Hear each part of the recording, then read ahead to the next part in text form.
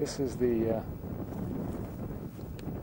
only monument on the Kambula battlefield today, and I'm sure that there was a much more impressive one here before.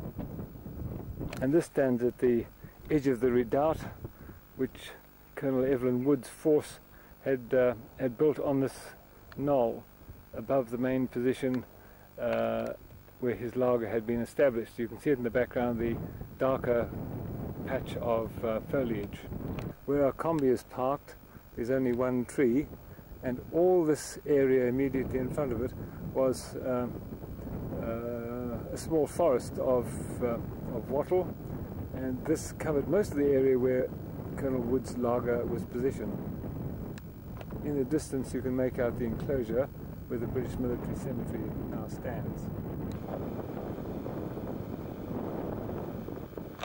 As I swing right or north, this is the plain over which the first Zulu attack against the laager took place, and it was precipitated prematurely by the action of Colonel Wood's horsemen. Moving further to the right, the Zulu chest was more or less in that direction, and the second attack came up this slope here, and they were shot to pieces by men from here in this redoubt, as well as the men in the laager, and of course the artillery as well, which had a field time here. The trench all around this redoubt can still be made out in the grass here. Here it continues around the south side of the redoubt.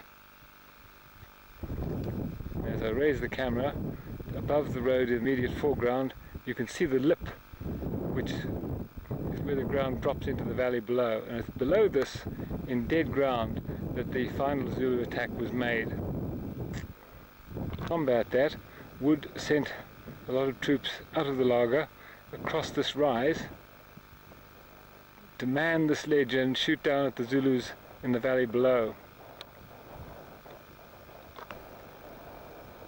However, a number of Zulu sharpshooters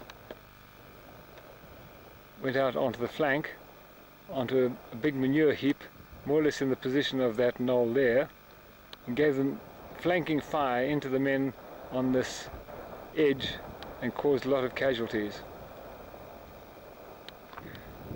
Well, now it's time to go. This battlefield is sadly in a state of neglect, and hopefully someday it will be restored, or at least preserved, as it was the key battle of the Anglo-Zulu War. After the Battle of Kambula, the Zulus somehow knew that they could not beat the Redcoats.